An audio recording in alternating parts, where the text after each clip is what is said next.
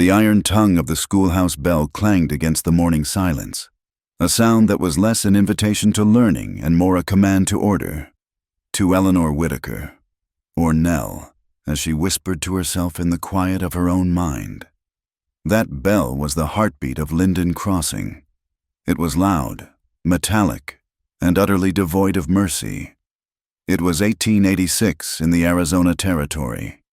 The town of Linden Crossing sat like a brown scab on the knee of the high desert, a collection of timber and adobe huddled together against the vast, indifferent landscape. To the north, the red mesas rose like the altars of forgotten gods, and beyond them lay the deep, twisting canyons of the Navajo lands. But here, on the dusty main street, the only god was propriety, and its high priestess was the fear of what the neighbors might say. Nell stood on the porch of the one-room schoolhouse, her hand still gripping the rope. She was 24 years old. In the East, a woman of her age unmarried was a concern. In the West, she was a curiosity that required constant supervision. She smoothed the front of her gray calico dress, checking instinctively for dust. There was always dust. It worked its way into the seams of her clothes, the lines of her palms, and, she feared, the very corners of her soul. She was the virgin schoolteacher. The title was not spoken to her face, but she heard it in the tone of the town matrons, saw it in the guarded looks of the men. It was not a badge of purity to them so much as a condition of employment, a fragility that had to be preserved like a china cup in a saddlebag. Nell lived by a strict internal ledger: do not speak too loudly, do not walk too fast, and never, ever be seen with a man who was not a deacon or a grandfather. One slip, one rumor, and she would be on the next stagecoach out, her reputation shredded and her future dissolved. "Morning, Miss Whitaker." The shout came from Joey Mott, a boy of 10 years with hair the color of dried straw and a spirit that the school bell had yet to break. He came sprinting up the path, kicking up small clouds of red earth. "Good morning, Joseph," Nell said, softening her voice. She liked the boy. He was the son of a widowed washerwoman, poor as a church mouse, but his eyes held a spark that Linden Crossing usually extinguished in its children by the age of 12. "You're late. The bell has stopped ringing." "I was watching the hawk, Miss Whitaker," Joey said, breathless, hitching up his oversized trousers. "Big one, circling over the agency office. I reckon he saw something dead. Nature has its ways. Joey, now, inside. We are reciting the presidents today." As the children filed in, the heavy door shut out the vastness of the desert. Inside, the air was still and smelled of chalk dust and slate. Nell moved through the day with practiced efficiency. She taught them to read, to cipher, and to recite history that felt 1,000 miles away. But every time she passed the window, her eyes betrayed her. She looked past the reflection of her own severe bun and high collar, out toward the violet shadows of the cliffs. The wind was picking up out there. She could see the sagebrush trembling. The wind was the enemy of the town. It messed up hair, dried out skin, and carried the wild scents of sage and rain from the mountains. But to Nell, the wind was the only thing in Linden Crossing that was free. It went where it pleased. It touched the face of the banker and the beggar alike. Sometimes, when she lay in her narrow bed at the boarding house, listening to the wind howl, she felt a terrible ache in her chest, a longing for a life she was too terrified to name. By 4 o'clock in the afternoon, the school day ended. As the children scattered like quail, Nell began her second job navigating the social minefield of the town. She needed to visit the general store for writing paper, a simple errand that felt like running a gauntlet. She walked with her head high, her stride measured. As she passed the whitewashed Baptist church, a voice called out, sharp as a whip crack, "Miss Whitaker, a moment, if you please." It was Opal Pritchard. Opal was the wife of the town banker and the president of the Ladies' Aid Society. She was a woman built of corsets and judgment, her face set in a permanent expression of sniffing something unpleasant. Nell stopped and turned, clasping her hands before her. "Good afternoon, Mrs. Pritchard." Opal descended the church steps, her silk skirts rustling. She stopped 3 feet from Nell, invading her space just enough to be unsettling. "I noticed the Mott boy running into the schoolyard this morning. His shirt was untucked. It reflects poorly on the discipline of the school when the children look like heathens. Joey helps his mother with the laundry before school. Mrs. Pritchard," Nell said, keeping her voice even. "He runs, so he will not miss the lesson. Kindness is a virtue, Eleanor, but permissiveness is a sin," Opal said, her eyes narrowing. "We hired you to teach them civilization, not to coddle their wild nature. Remember that. A woman in your position cannot afford to be seen as soft or loose with the rules." "I assure you, the rules are followed," Nell replied. Her heart hammered against her ribs. This was the threat. Always lurking. "Do what we say, or you're nothing." "Good," Opal said, smoothing her gloves. "And do try to keep your hem clean. Red dust looks so tawdry on a lady." Nell watched her walk away, fighting the urge to scream. She took a breath, tasting the grit in the air, and continued toward the trading post and Indian agency. The agency was a squat building of adobe and timber near the edge of town, serving as both the distribution point for government rations to the Navajo and a general store for the townspeople. It was the domain of Horace Crowell, the Indian agent. As Nell stepped onto the wooden boardwalk, the door to the agency opened, and a man stepped out. It was Silas Rourke. He was a skinner and a trader, a man who smelled of uncured hides and stale whiskey. He was large, with a beard that hid his mouth but not the cruel set of his eyes. He paused, blocking Nell's path, and looked her up and down in a way that made her feel as though her clothes had turned transparent. "Schoolteacher," Rourke grunted, touching the brim of his greasy hat. It was not a gesture of respect. It was a mockery. "Mr. Rourke," Nell said, stepping aside to pass him. "You look tense," he said, his voice a low rumble. "Maybe you need to get out of that classroom. Ride out to the ridge. I could show you some sights." "I have errands to run," Nell said, her voice trembling slightly despite her best efforts. Horace Crowell appeared in the doorway behind Rourke.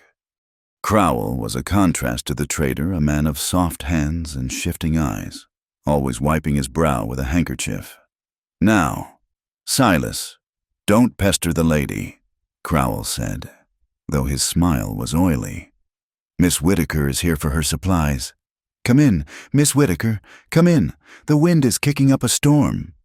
Nell hurried inside, grateful to be away from Rourke, though the air inside was thick with the smell of tobacco and dust. Rourke did not leave. He leaned against the porch rail outside, whittling a stick, watching the street. "Just a packet of writing paper. Please, Mr. Crowell," Nell said, moving to the counter. Of course, Crowell said, bustling behind the counter. "And how are the little scholars?" "They are fine," she said. Her eyes drifted to the counter. The ledger for the agency rations was open. Crowell had been working on it before she arrived. It was a large book, filled with columns of names and weights. Nell's father had been a clerk back east before he died, and he had taught her to respect the order of a well-kept ledger. Her eyes scanned the page upside down. It was a habit she could not break. She saw the date, October 12th, 1886. That was today. She saw a list of names: B-Gay, TSO, Redtail. Next to each name was written 50 pounds flour, 10 pounds coffee, 5 pounds sugar, and in the final column, a check mark indicating the goods had been received. Nell frowned. She knew the Redtail family. They often camped near the edge of the wash when they came to trade. Joey had told her just yesterday that he had not seen the Redtail boys in 2 weeks because they were up in the high pastures with the sheep. "Mr. Crowell," Nell said, before she could stop herself. "Has Mr. Redtail been in town today?" Crowell froze. His hand, reaching for the paper on the shelf, stopped in midair. He turned slowly, his eyes darting to the open ledger and then to Nell's face. "Why do you ask?" Crowell's voice had lost its oily warmth. It was suddenly flat and cautious.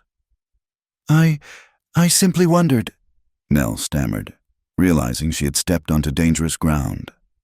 "I had a book for his grandson." Crowell closed the ledger with a heavy thud. The sound echoed in the quiet shop. He leaned over the counter, his face close to hers. "You are mistaken. Miss Whitaker, the Navajo come and go. They are like ghosts, hard to keep track of, unless you are the one responsible. And that is me, not you. I did not mean to imply. You stick to your ABCs. Schoolteacher," Crowell said, his voice dropping to a whisper. "Government business is complicated. It involves numbers and allocations that a lady's mind shouldn't worry about. You understand?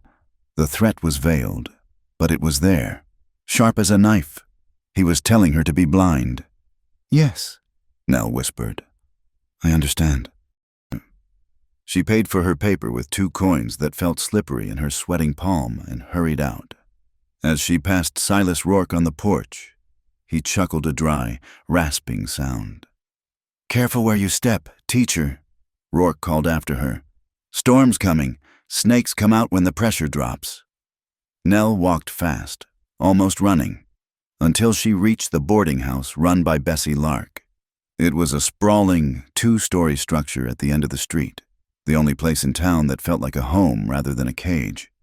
Bessie was on the porch, beating a rug with a ferocity that suggested the rug owed her money. She was a woman of 50, wide as a heavy oak door and twice as tough. She was the town midwife and the keeper of secrets. She paused as Nell came up the steps, breathless and pale. "You look like you've seen a ghost, or worse. Opal Pritchard," Bessie said, lowering the rug beater. "I saw Mr. Crowell," Nell said, clutching her parcel. "And that man, Rourke." Bessie spat off the side of the porch. "2 vultures circling the same carcass. You stay clear of them. Nell, men like that, they think the world is just something to be skinned and sold."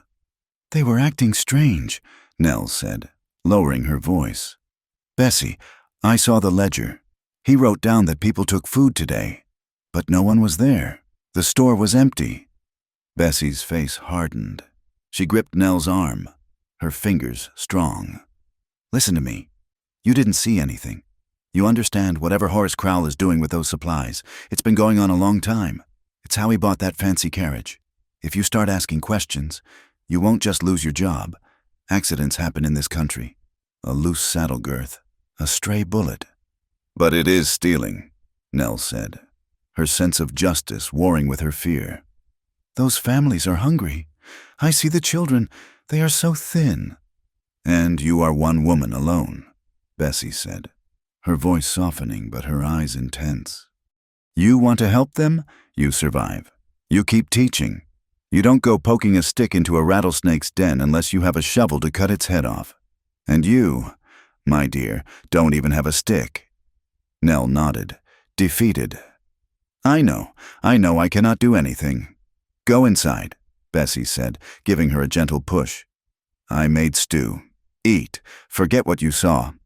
Nell went to her room. It was small, clean, and suffocating. She sat on the edge of her bed, the packet of paper on her lap. Outside, the light was failing. The sun dipped below the horizon, setting the western sky on fire. The red mesas turned purple, then black. She thought of the check marks in the ledger. Received, a lie written in ink, a lie that meant a child went to sleep with a hollow belly while Crowell and Rourke lined their pockets. The wind began to howl in earnest now, rattling the window pane in its frame. It was not just a breeze tonight. It was a gale coming down from the high country, driving sand and grit before it. Nell stood and went to the window. She pressed her hand against the glass. The town was shutting down. Lanterns were being extinguished. Doors were being bolted. Linden Crossing was locking itself in against the night and the wind. But out there, in the dark, something was moving. She could feel it. The chaos of the world was swirling just beyond the glass. She had spent her whole life building walls to keep the chaos out, to keep herself safe and pure and employed. But looking at the darkness, she realized that the walls were not protecting her. They were burying her alive. The church bell rang the hour. Clang, clang. 7 o'clock. Nell turned away from the window, but the sound of the wind stayed with her. It sounded like a voice, wild and desperate, calling out in a language she did not speak but was beginning to understand. She did not know it yet, but the order she clung to was about to be shattered. The storm was not just outside, it was coming for her, and it would bring with it something far more dangerous and beautiful than the wind. The sky did not simply darken, it bruised. What had been a clear, hard blue turned a violent shade of purple, the color of a healing wound, as the clouds tumbled over the rim of the red mesas to the north. The wind, which had been a nuisance all day, suddenly bared its teeth. It ceased to be a breeze and became a physical weight, pressing against the buildings of Linden Crossing until the timber groaned in protest. Nell Whitaker clutched her shawl tighter around her shoulders, her knuckles white. She should have stayed in the boarding house. Bessie Lark had warned her, casting a wary eye at the horizon. But Nell had been stubborn. She had the primer for Joey Mott, a battered copy of McGuffey's Reader she had saved from the discard pile, and she had promised the boy she would leave it at the drop box near the edge of town where he collected wood. It was a small rebellion, a way to feed a hungry mind without defying Opal Pritchard's edict against coddling the poor. But the desert did not care for her small rebellions. The storm hit with the force of a stampede. One moment, the air was still. The next, it was a wall of flying grit. The sand was not soft. It was shards of rock, ground fine by eons of time, and it struck her skin like 1,000 tiny needles. Nell gasped, turning her back to the gale. But the wind swirled, trapping her in a vortex of red dust. She could no longer see the lights of the town, only the ghostly shapes of the scrub brush thrashing against the earth. She stumbled, her boots sliding on the loose gravel, and found herself pushed off the main track and toward the rocky outcroppings that marked the beginning of the wilderness. "Joey!" she called out, though the wind snatched the name from her lips and tore it to shreds. She reached out, seeking the familiar rough wood of the fence line, but her hand met only empty air. Panic, cold and sharp, spiked in her chest. People died in storms like this. They walked in circles until exhaustion took them, buried under a shroud of red earth before morning. She pushed forward, squinting through the stinging haze, seeking the shelter of the large boulders near the dry wash. If she could just crouch there, out of the wind, she could wait it out. She rounded a slab of sandstone, her skirts whipping around her legs like frantic birds, and nearly tripped over a shadow. It was not a rock, it was a man. Nell stifled a scream, stumbling back. The figure was crumpled against the base of the cliff, half buried in the drifting sand. He was not moving. For a moment, she thought he was dead, another victim of the merciless territory. But then, as a crack of thunder shook the ground, he shifted. He tried to push himself up, his arm trembling with the effort, and turned his face toward her. Nell froze. He was a Navajo. She had seen them at the agency, standing in silent lines, but she had never been this close to one. He was young, perhaps 30 years old, with high, sharp cheekbones and hair that hung in heavy, wet strands around a face etched with pain. He wore a rough tunic that was torn at the shoulder, and dark trousers tucked into worn moccasins. But it was his eyes that held her. They were dark, obsidian hard, and completely devoid of fear. He looked at her not with pleading, but with the intense, calculating assessment of a wolf caught in a trap. "Help me," she whispered, an instinctive plea, though she was the one standing and he was the one on the ground. He did not speak. He gritted his teeth, a low sound escaping his throat, half growl, half groan. His right hand was pressed tight against his chest, clutching a weathered leather pouch as if it contained his own heart. Dark blood seeped between his fingers, staining the leather and the fabric of his tunic. Nell took a step closer, the wind howling around them. "You are hurt." He watched her, his body tense, ready to strike or flee, though he clearly had the strength for neither. Then she heard it. Through the roar of the wind and the hiss of the sand, a rhythmic pounding vibrated against the soles of her feet. Hoofbeats, heavy, shod hooves striking stone. They were coming from the direction of the canyon, moving fast, cutting through the storm. The man heard it too. His eyes widened slightly, not with panic, but with resignation. He slumped back against the rock, his grip on the pouch tightening until his knuckles were the color of bone. He knew what that sound meant. He was not a traveler lost in the storm. He was prey. Nell looked back toward the invisible town, then down at the man. The hoofbeats were getting louder. If she walked away, if she simply turned and ran back into the gray curtain of sand, no one would ever know. The riders would find him. Nature or a bullet would finish him. Her reputation would remain spotless. Her life safe and small and suffocatingly beige. But the image of the ledger in Crowell's office flashed in her mind. The empty check marks, the hungry children, and now, this man, bleeding into the dust while men with guns rode him down. Something in Nell Whitaker's chest, something she had spent 24 years binding tight with corsets and rules, snapped. "Get up," she said. Her voice was thin against the wind, but it was steady. The man blinked, confusion clouding his pain. "Get up," she shouted, stepping forward and grabbing his uninjured arm. "They are coming. You cannot stay here." He hesitated, then nodded once, with a grunt of agony that was lost in the thunder. He leveraged himself up. He was taller than he looked, lean and hard-muscled, but he swayed like a drunkard. Nell jammed her shoulder under his good arm, taking his weight. He was heavy, smelling of rain, sagebrush, and the copper tang of fresh blood. "The school!" she gasped, shouting into his ear. "There is a shed! Come on!" They moved like a three-legged animal, stumbling through the blinding dust. Every step was a battle. The wind tried to knock them down. The sand tried to blind them. Nell kept her head down, counting her steps, praying she knew the terrain as well as she thought she did. 10 steps to the fence, 20 to the cottonwood stump. The sound of the horses was terrifyingly close now, shouts drifting on the wind, angry and muffled. "There!" she cried. The shape of the old storage shed loomed out of the dark. It was a derelict structure, leaning precariously to one side, used only to store firewood and broken desks. Nell fumbled with the latch, tearing a fingernail, until the door groaned open.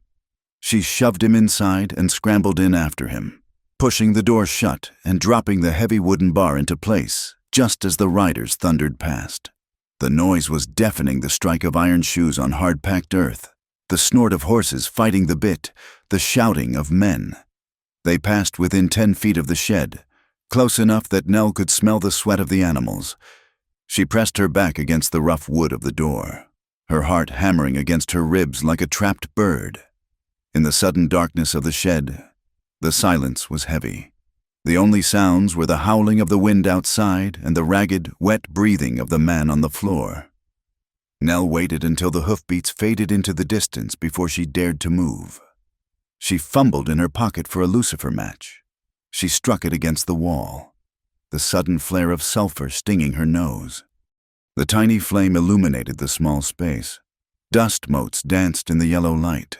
The man Ashki, though she did not yet know his name, had slid down the wall to sit on the dirt floor. His legs were sprawled out, his head tipped back against the wood. His eyes were half closed, but they tracked her movement. "I need to see the wound," Nell said. Her voice shook. She hated that it shook. She looked around for a lantern and found an old rusted one hanging on a nail. There was barely a splash of kerosene left in the bottom.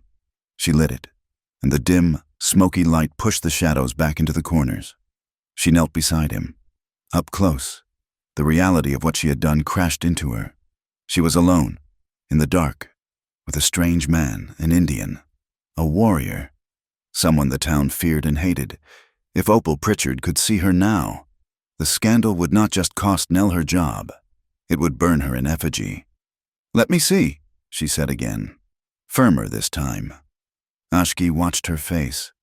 He seemed to be searching for something deceit, perhaps, or disgust.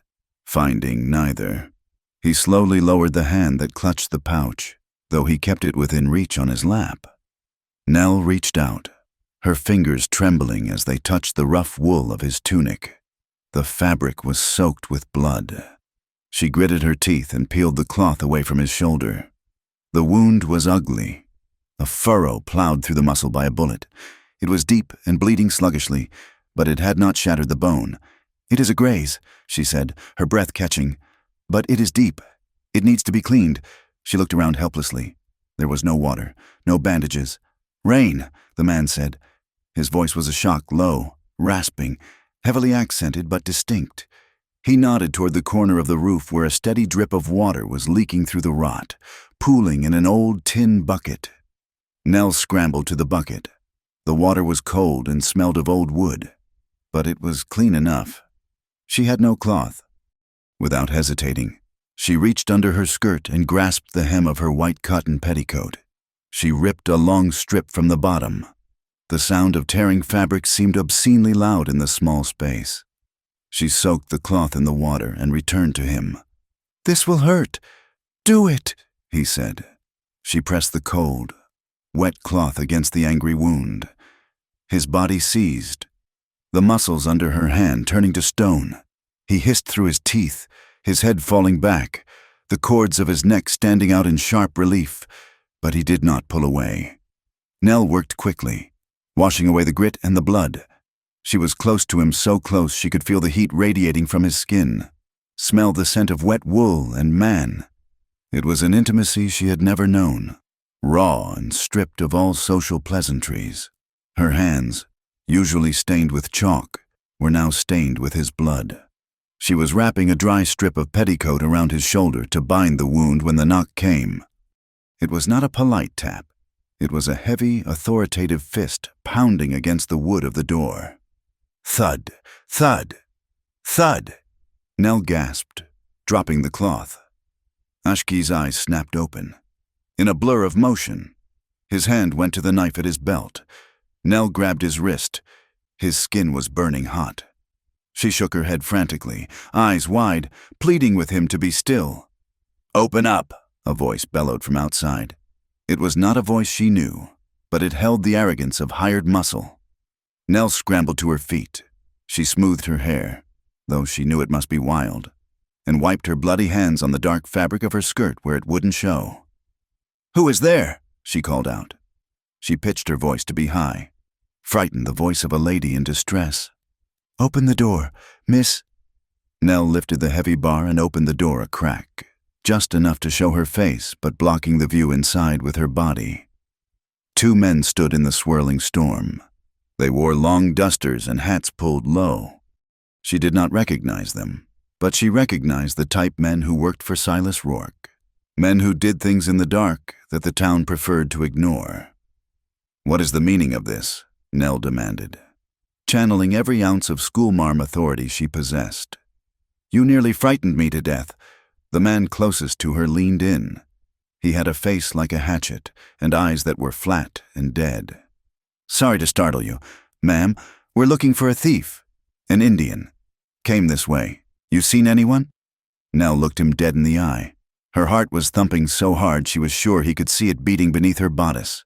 The truth was right behind her, bleeding on the floor. The lie was on her tongue, tasting of copper. "I have seen nothing but this dreadful sand," Nell said. "I came in here to secure the wood supply because the roof was leaking on the kindling. I have been fighting with a shutter for 10 minutes.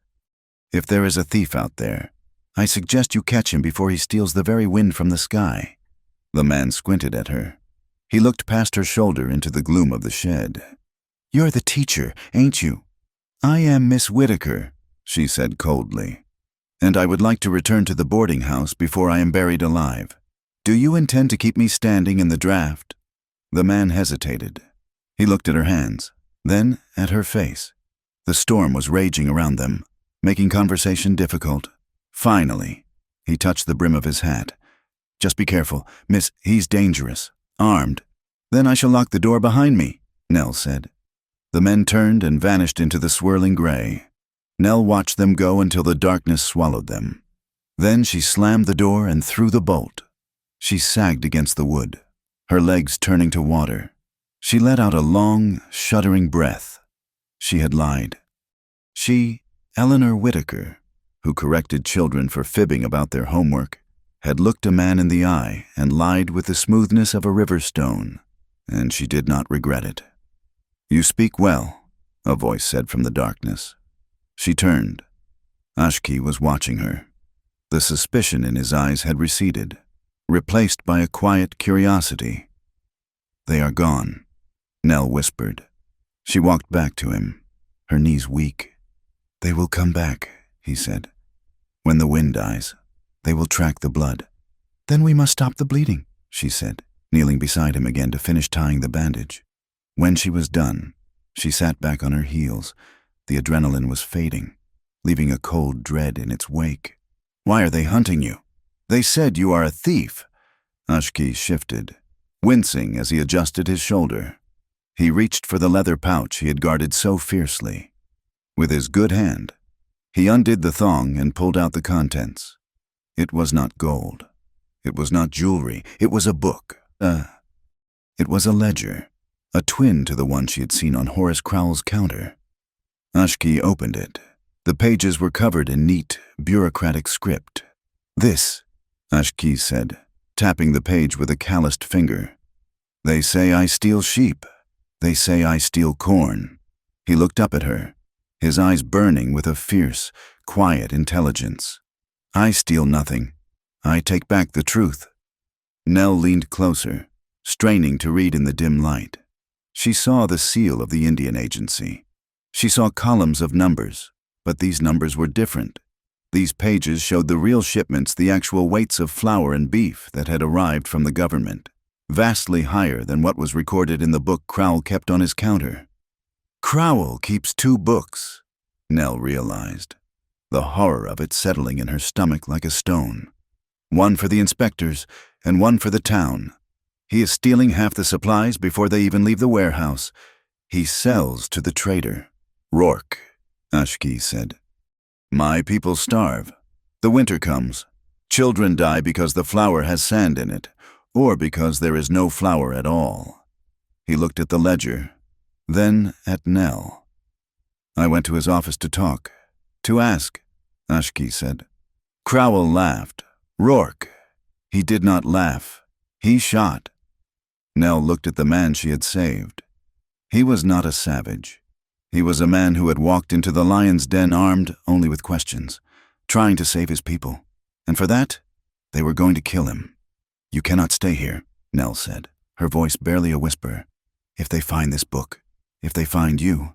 "I know," Ashki said. He looked at the door, then back to her.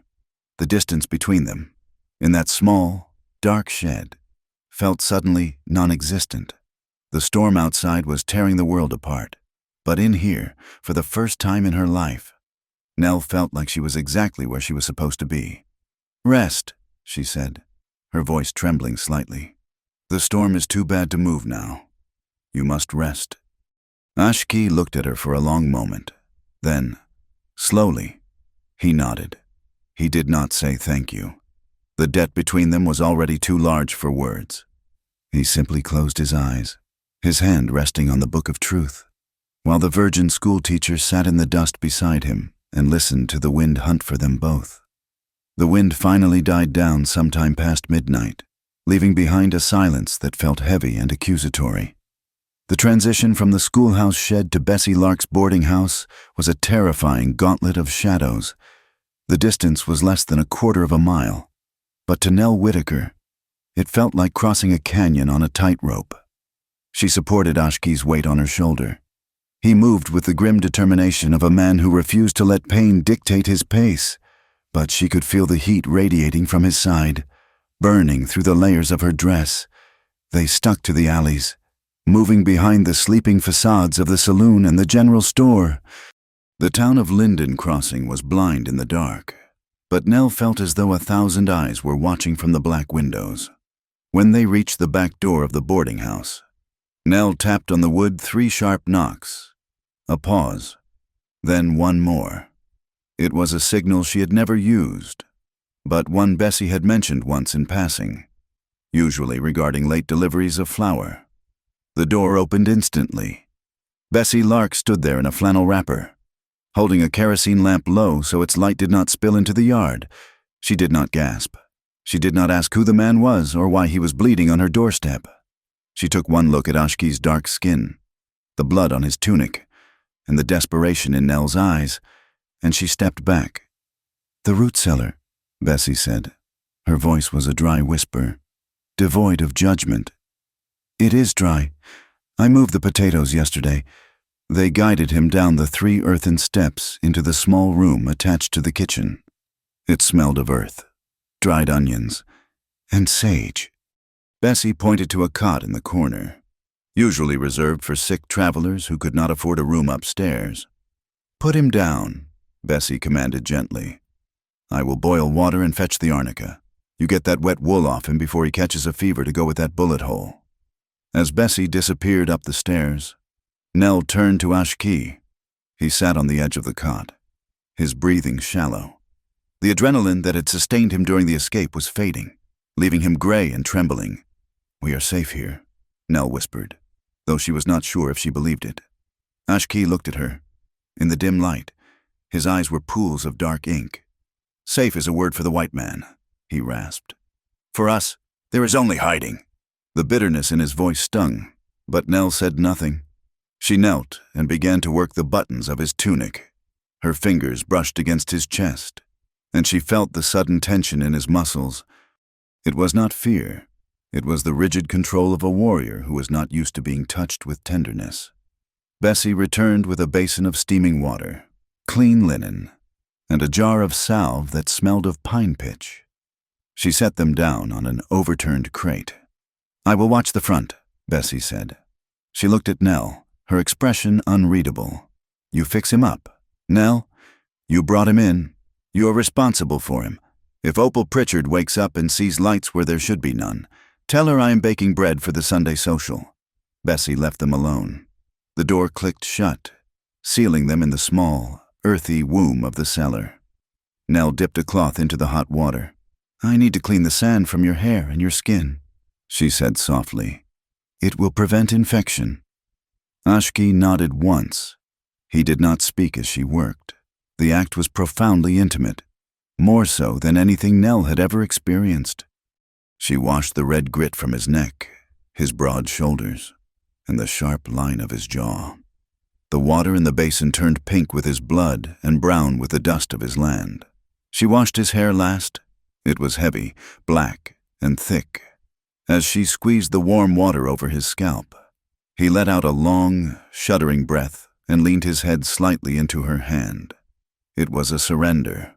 In that moment, he was not a Navajo warrior, and she was not a spinster schoolteacher. They were simply 2 living creatures seeking warmth in a cold world. "Why?" he asked. The word was sudden, breaking the rhythm of the dripping water. Nell paused, her hand resting on his shoulder. "Why what? Why do you help?" Ashki turned his head to look at her. "You saw the ledger. You know the danger.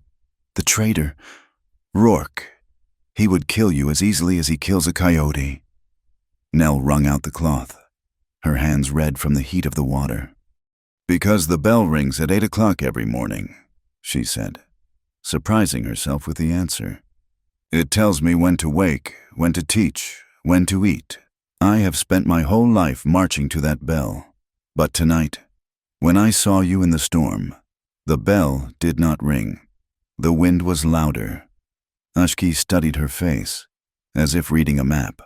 "The wind speaks truth," he said. "The bell only speaks time." He winced as she applied the pine salve to the furrowed wound on his shoulder. "My name is Ashki," he said, offering the information like a gift. "It means boy in your tongue, but I have not been a boy for many winters."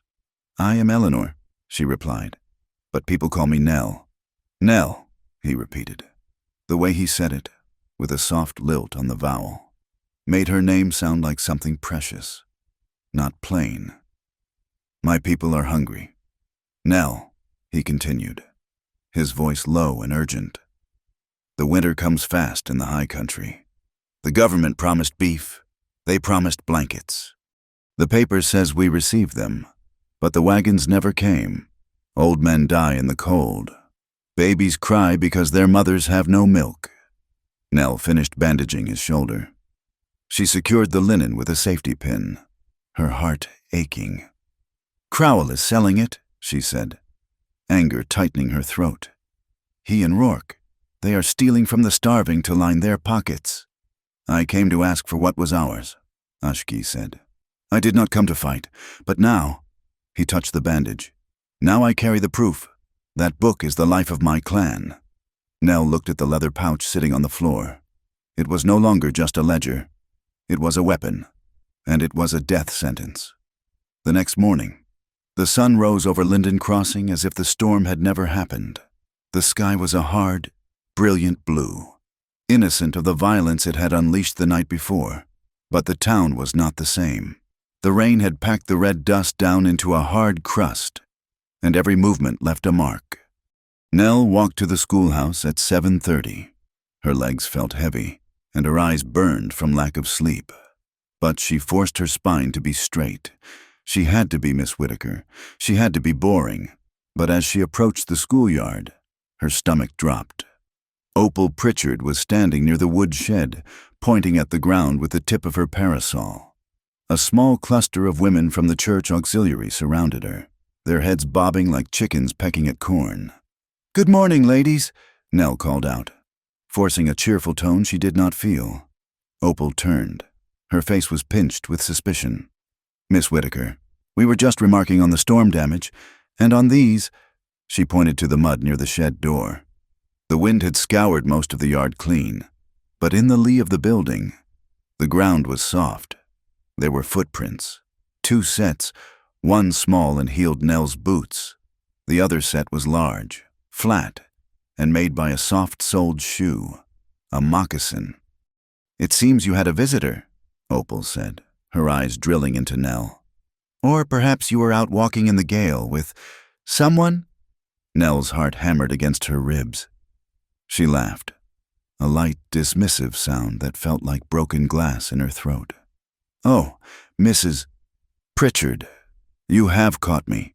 I came out to check the roof shingles during the lull, and I suppose I must have dragged my own feet in the mud. The wind pushed me about so dreadfully." "Those are not your feet, Eleanor," Opal said, her voice dropping to a dangerous register. "Those are a man's prints, and not a civilized man's boot." "Perhaps a drifter seeking shelter," Nell suggested, widening her eyes. "I locked the shed tight. If someone tried the door, I certainly did not invite them in." Opal stared at her for a long moment. "We must be vigilant," she said finally. "The devil finds work in the darkness, and a woman alone is a cracked vessel waiting to be broken." She turned and marched away, her entourage following. Nell leaned against the porch rail, her knees trembling. They suspected. It was not a specific suspicion yet, just a vague scent of impropriety. But in Linden Crossing, that was enough to start a fire. The school day dragged. Every time the door creaked, Nell jumped. She caught Joey Mott watching her. The boy was usually restless, but today he was quiet, his eyes sharp and observant. At lunch, while the other children played tag in the yard, Joey lingered at her desk. "Miss Nell," he said, twisting his cap in his hands. "Yes, Joey. I went to the woodbox this morning to get the book you promised." Nell froze. "And it wasn't there, but I saw tracks going from the rocks to the shed, and then tracks going to Miss Bessie's back alley." Nell looked at the boy. He was 10 years old, but he had the eyes of an old man. He knew poverty, and he knew secrets. "Joey," she started, unsure of what to say. "I saw Mr. Rourke this morning, too," Joey interrupted, his voice dropping to a whisper. "He was talking to the sheriff. He said a Navajo thief tried to kill him last night. He said the thief is wounded and hiding in town." "That is a lie," Nell said fiercely. "The thief is the one telling the story. Joey." Joey nodded slowly. "I figured. Mr. Rourke kicks dogs. My mama says never trust a man who kicks dogs." He looked up at her, his expression earnest. "If you have a friend staying with Miss Bessie, I know all the back ways. I can run messages. Faster than a horse in these alleys. Nobody looks at a kid." Tears pricked Nell's eyes. She reached out and squeezed his hand. "Thank you, Joey. We might need you, but you must be careful. Cleaner than a whistle. Remember?" "Yes, ma'am." That night, after the town had gone to sleep, Nell sat in the root cellar with Ashki. She had brought a needle and thread. His tunic was torn where the bullet had passed, and the fabric was stiff with dried blood. She sat on a low stool, the tunic in her lap. Ashki sat on the cot, his chest bare and bandaged. The air was thick with the scent of drying herbs and the unspoken tension between them. Nell stitched the rough wool. Her hands were steady now. She was not fixing a garment. She was repairing his dignity. To walk out of here in rags would be a defeat. To walk out in a mended tunic was an act of defiance. "You have strong hands," Ashki said softly. He was watching her, his gaze intense but respectful. "They are used to holding chalk and rulers," Nell said, not looking up. "They are used to holding life," he corrected. "You saved me, Nell." "Why?" "I told you, the bell." "No," he interrupted. "Not the bell. You." He reached into the small pouch at his waist, not the ledger pouch, but a personal one. He pulled out a small object and held it out to her. "Take it." Nell hesitated, then reached out. He dropped a small stone into her palm. It was turquoise, rough cut but polished smooth by time and touch. It was the color of the sky after rain, a piercing, vibrant blue that seemed to hold its own light. "It is the color of the world before men broke it," Ashki said. "In my culture, this stone protects. It brings strength to the spirit. You have a warrior's spirit, schoolteacher, but you hide it in a gray dress." Nell closed her fingers over the stone. It was warm from his skin. "I cannot take this. It is valuable." "It is payment," he said, his voice firm. "And it is a promise. As long as you hold this, you are not alone. The wind knows you now." Nell looked at him. The distance between them had vanished. She wanted to reach out and touch the bandage on his chest, to feel the beat of his heart that she had helped save. But she did not. The air between them crackled with an energy that was both terrifying and beautiful. It was not the lust Rourke projected. It was a recognition of souls. "Thank you," she whispered.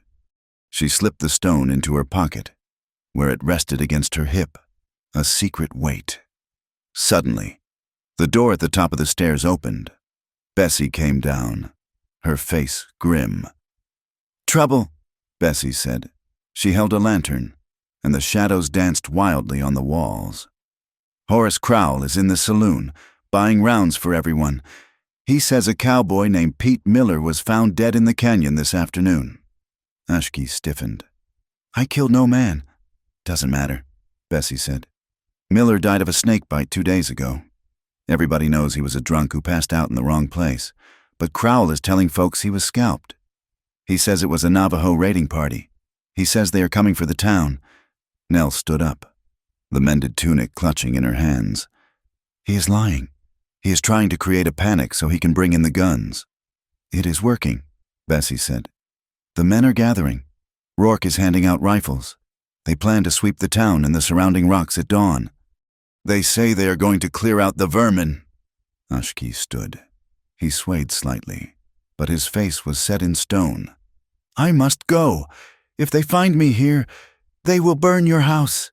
"You cannot go," Nell said, stepping in front of him. "You are too weak. You will not make it past the main street." "I will not bring fire to your door," Ashki said. "This is not just about you anymore," Nell said, her voice rising with a newfound authority. She looked at Bessie, then back at Ashki. "Crowell is using this to start a war. If you leave and get killed, the truth about the ledger dies with you, and those children in the winter camps will starve." She stepped closer to him, forcing him to look at her. "You gave me the stone. You said I have a warrior's spirit. Well, I am using it. You stay. We will find another way." Ashki looked down at her. For the first time, the hardness in his eyes cracked, revealing a depth of gratitude that shook her to her core. He nodded slowly. "I stay," he said. "But when the time comes to fight, you must stand behind me." "No," Nell said, her hand closing over the turquoise in her pocket. "When the time comes, we stand side by side." Outside, the wind began to pick up again, rattling the shutters. But this time, Nell did not fear it. She listened to it. It sounded like a gathering storm, but it also sounded like freedom. And for the first time in 24 years, Eleanor Whitaker was ready to face the gale. The posters appeared on the walls of Linden Crossing like a rash on the skin of a sick man. They were crude things, ink smeared on cheap paper, but the words were clear enough to ignite a fire in the belly of the town. Warning: hostile Navajo thieves in area, armed and dangerous. Report all sightings to Indian Agent Crowell immediately. Reward for capture. The town did not ask for proof. In 1886, fear did not require evidence. It only required a target. The men gathered in knots on the boardwalks, hands resting on the butts of their pistols, eyes scanning the horizon with a mixture of dread and eagerness. The women walked faster, clutching their children, whispering about savages who would snatch babies from their cradles.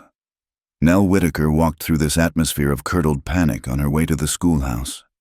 She felt the weight of the turquoise stone in her pocket, a hot coal against her hip. Every glance from a passerby felt like an accusation. They did not know. They could not know. Yet guilt had a way of making the innocent feel transparent. She had barely erased the chalk from the slate board when the summons came. It was not a request. A boy from the church choir delivered a note, sealed with wax, informing her that the Ladies' Aid Society required her presence in the vestry immediately after the final bell. The meeting was an ambush disguised as a tea party. Opal Pritchard sat at the head of the table, flanked by 4 other matrons. They looked like a row of crows on a fence line, dark-clad and judging. There was tea, but no one offered Nell a cup. "Sit down, Miss Whitaker," Opal said.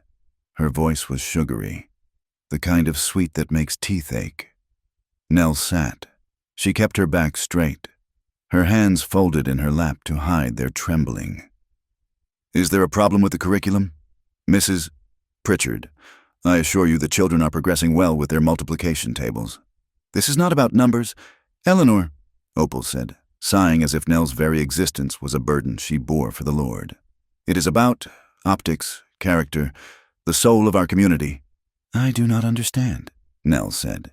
"People talk," Opal continued, her eyes hard and bright. "They say you were seen walking near the rocks in the storm. They say you looked disheveled, wild, and then the footprints in the schoolyard." "I explained the footprints," Nell said, her voice steady. "Explanations are like clouds. Dear, they drift away. But reputation is stone." Opal leaned forward. "We are fond of you, Eleanor. We want you to succeed. But a woman in your position is a vessel for the town's morals. If that vessel is cracked, well, we cannot have it leaking onto the children. Can we?" One of the other women, Mrs. Gable, sniffed loudly. "There are rumors of sympathy. Miss Whitaker, sympathy for the heathens. We hear you asked about the Red Tail family at the agency. Such curiosity is unbecoming. It suggests a lack of loyalty to your own kind." "My kind?" Nell asked, a flash of anger cutting through her fear.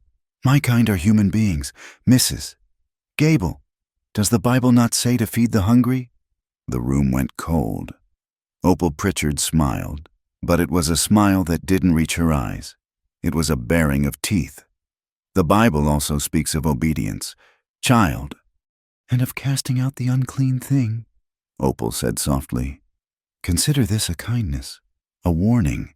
If we hear one more whisper, one single breath of scandal involving you and anything outside the bounds of decency, you will not only lose your position, you will find that no decent door in this territory will open to you again.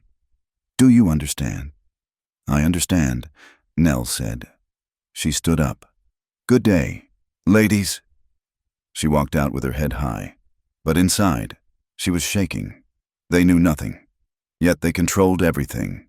They were the fence that kept the livestock in and the wolves out. And Nell had just realized she was standing on the wrong side of the wire. The threat did not end at the church door. As she hurried toward the boarding house, the sun dipping low and casting long, skeletal shadows across the street, a figure detached itself from the gloom of the alleyway. It was Silas Rourke. He did not block her path this time. He moved alongside her, matching her brisk pace with a lazy, predatory stride. He smelled of tobacco and old sweat, a musk that made Nell's stomach turn. "You walk fast for a woman with nothing to hide." "Teacher," Rourke said. His voice was a low rumble, intimate and terrifying. "I am late for supper." "Mr. Rourke," Nell said, clutching her shawl. "I bet you are." He chuckled. "You know, I've been watching you. You got a look about you lately, like a rabbit that hears the trap snap but ain't felt the teeth yet. I have no interest in your riddles." Rourke reached out and caught her elbow. His grip was not painful, but it was firm, possessing. He pulled her to a stop in the shadow of the livery stable. "Ain't a riddle." "Nell," he said. He used her given name like a dirty word. "I know Crowell is nervous. He thinks you saw something in that book. Me, I think you're just a lonely girl looking for a little excitement." He leaned closer. "You give me what I want, and maybe I don't tell the town what I think. Maybe I don't tell them that I saw you dragging something or someone heavy into the dark that night." Nell's heart stopped. He knew, or he guessed close enough. "I do not know what you are talking about," she whispered. Rourke grinned. It was a hideous expression. "You play innocent. It's cute, but I'll find him. And when I do, I'll skin him. And you and I will have a long talk about the price of silence." He let go of her arm. "Think on it. A woman like you doesn't last long in the desert without a protector." Nell fled. She ran the rest of the way to Bessie's, her lungs burning, the sensation of his hand on her arm lingering like a stain. When she burst into the root cellar, Ashki was standing. He had found an old walking stick of Bessie's late husband and was using it to test his weight. He looked better. The swelling in his shoulder had gone down, and his eyes were clear, though the pain still etched tight lines around his mouth. "We must leave," Nell said, breathless, bolting the door behind her. "Now. Tonight." Ashki looked at her, seeing the terror in her face. He moved toward her, his movement fluid despite the injury. "What happened? Did they hurt you?" "They know," Nell said. "Not everything, but enough. Opal threatened my job. Rourke threatened everything else. He is hunting you, Ashki. He is waiting for you to make a mistake." Ashki's face darkened. "Then I go alone. I will lead them away from here, into the canyons. They cannot track me in the stone." "No," Nell grabbed his arm. "If you go, they will kill you. Rourke has men everywhere. And even if you escape, what happens to the ledger? What happens to the proof? I will take it with me. And if you die in the rocks," Nell demanded, "then the truth dies. And Crowell wins. And Rourke comes back for me because he thinks I still know something." She took a deep breath, steadying herself. "If you leave, you are just a fugitive. If we stay together, we are witnesses. We need the law. Ashki, real law, not Crowell's law." "The marshal," Ashki said. "You spoke of a United States marshal." "Yes, Marshal Pike. He is supposed to be in Prescott, but the circuit rider said he was heading to the outpost at Granite Creek for the week." "Granite Creek is half a day's ride," Ashki calculated. "Through the wash." "We can take Bessie's wagon horse," Nell said. "Old Samson is slow, but he is strong. We leave now, under the cover of darkness. We can be there by morning." Ashki looked at her. "You risk too much for an Indian, for a stranger." "You are not a stranger," Nell said softly. She reached into her pocket and touched the turquoise stone. "And I am not doing this for you alone. I am doing it because I am tired of being afraid of the bell." They made their preparations in silence. Bessie, bless her granite heart, did not argue. She packed them a sack of biscuits and dried beef, and a flask of water. She handed Nell a heavy woolen poncho. "It will be cold in the high desert tonight," Bessie said, "and Nell, if you see Silas Rourke, do not hesitate. A lady is only a lady until she has to be a survivor." But before they could leave, they needed to be sure. Nell needed to know the marshal was actually at Granite Creek. To ride blindly into the desert was suicide. "Arthur Pym," Nell said suddenly. "The clerk at the town hall. He keeps the logs of all federal movements. He is a quiet man. He likes my apple brown Betty. I can ask him. Is he safe? Ashki asked, strapping the ledger pouch to his chest. He is a man of paper, like my father was. Nell said, He hates conflict. He will tell me the truth. It was a mistake born of innocence. Nell slipped out to the town hall while Ashki waited in the shadows of the stable. Arthur Pym was there, working late by candlelight. He was a small man with ink-stained fingers and a nervous smile. Miss Whitaker, he stammered when she tapped on the window. This is highly irregular. I need to know if Marshal Pike is at Granite Creek. Arthur, Nell said, keeping her voice low. It is a matter of life and death. Please. Pym looked at her, his eyes magnified by his spectacles. He licked his lips. Pike. Yes, the log says he is checking the fence lines near the creek tomorrow at noon. He is meeting the survey team. Tomorrow noon? Nell repeated. Thank you, Arthur. You are a good man. She did not see the way Pym's hand trembled as she left. She did not see him wait until she was gone, then blow out his candle and hurry out the back door, straight toward the saloon where Horace Crowell was holding court. Pym was a man of paper. Yes, but paper burns easily, and Crowell held the matches to Pym's gambling debts. Nell and Ashki rode out of town 20 minutes later. They did not take the main road. They cut across the scrubland, the wagon horse plodding steadily through the sand. Ashki rode behind Nell, his good arm around her waist to steady himself. The heat of his body was a shield against the biting chill of the desert night. They made good time until they reached the wash. The storm had been 3 days ago, but the desert held water like a miser holds gold. The dry creek bed, usually a highway of hard-packed sand, was a churning slurry of mud and debris. The road to Granite Creek was gone, washed away in a violent flash flood that had carved a new, impassable ravine into the earth. We cannot cross, Ashki said, sliding off the horse. He knelt and examined the edge. Soft, deep. The horse will sink. We have to go around, Nell said, panic rising in her throat. Up through the switchbacks. That adds 4 hours, Ashki said. He looked at the sky. Clouds were gathering again, obscuring the moon. The temperature was dropping, plummeting. And the horse is tired. We cannot make the ridge before the cold sets in. We cannot go back, Nell said firmly. No, Ashki agreed. He pointed to a dark fissure in the canyon wall about 300 yards away. There, a cave. We shelter until light. When the sun comes, the mud will freeze enough to cross, or we find a path. It was a defeat, but a necessary one. They led the horse up the rocky slope and tethered him in the lee of a scrub oak. The cave was small, shallow, but dry. Inside, the cold was a physical weight. It seeped through Nell's boots and gnawed at her bones. She shivered violently, her teeth chattering. Ashki gathered dried tumbleweed and sagebrush from the cave mouth. With flint and steel, he sparked a small fire. The flames licked up, casting long, dancing shadows on the stone walls. He spread the woolen poncho on the floor near the fire. Sit, he commanded gently. Nell sat, wrapping her arms around her knees. She was exhausted, terrified, and freezing. Ashki sat beside her. He unclasped his heavy cloak, the one she had mended, and swung it around them both. I am fine, Nell stammered, though her body betrayed her. You are shaking like a leaf, Ashki said. Body heat is life, pride is death. He pulled her closer.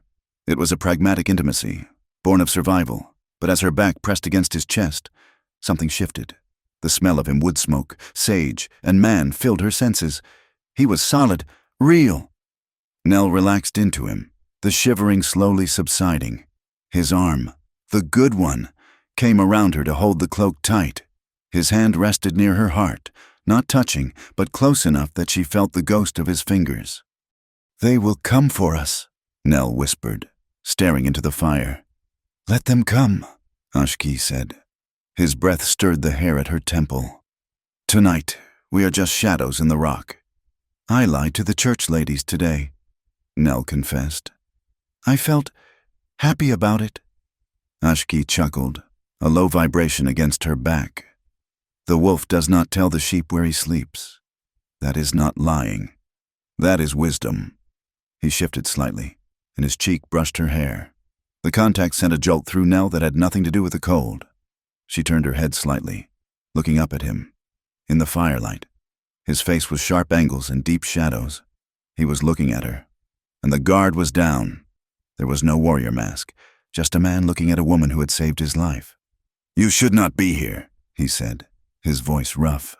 "You should be safe in your schoolhouse." "I never felt safe there," Nell said. "I only felt hidden." She reached out, her hand hovering over his, then settling on top of it. His skin was rough, calloused, so different from the soft, ink-stained hands of the men she was supposed to marry. "Ashki," she whispered. He leaned in. The distance closed. It was a moment suspended in time, fragile as glass. He did not kiss her. He did not grab her. He simply rested his forehead against hers, closing his eyes. It was a gesture of profound trust, an admission of a hunger that went beyond the physical. It was the almost that burned hotter than the act. "Sleep," he breathed. "I will watch." Nell closed her eyes, surrounded by his warmth, and for the first time in her life, she slept without dreaming of the bell. Morning brought a cold, hard light and a realization that shattered the peace of the cave. Ashki was up before dawn, scanning the canyon floor. He came back to the fire, his face grim. "Riders," he said. 3 miles back, coming fast." "How?" Nell scrambled up, shaking the dust from her skirts. "We covered our tracks." "They did not track us," Ashki said. "They knew where we were going. They are heading straight for the washout." Nell's blood ran cold. "Arthur Pym," she breathed. He told them we were going to Granite Creek." "We have been betrayed," Ashki said. He checked the load in his pistol. He had 5 shots. "They will cut us off before we reach the marshal." "No," Nell said, her mind racing. She thought of the map on her schoolroom wall. She thought of the lines drawn by politicians who had never seen this land. The fence line, the boundary of the Triple B Ranch. What of it? "It is 3 miles east," Nell said. "It is marked with barbed wire, but beyond that wire, that is federal land. The survey team. Marshal Pike is meeting the survey team at the fence line at noon." Pym said noon. "If we go there, we are in the open," Ashki warned. "No rocks, no cover." "Exactly," Nell said. Her eyes were hard now, the fear burned away by the fire of betrayal. Crowell and Rourke work in the dark. They use whispers and shadows. If we drag them into the light, if we stand on that line where the marshal can see us, they cannot hide what they do. "It is a trap," Ashki said. "For them, or for us. Then we make it their trap," Nell said. She picked up the ledger pouch and handed it to him. "Can you ride?" Ashki took the pouch. He looked at the woman who stood before him, disheveled, skirt hem muddy, hair wild, eyes fierce. She was no longer the virgin schoolteacher of Linden Crossing. She was something new, something forged in the storm. "I can ride," Ashki said. "Lead the way. Schoolteacher." They mounted the horse.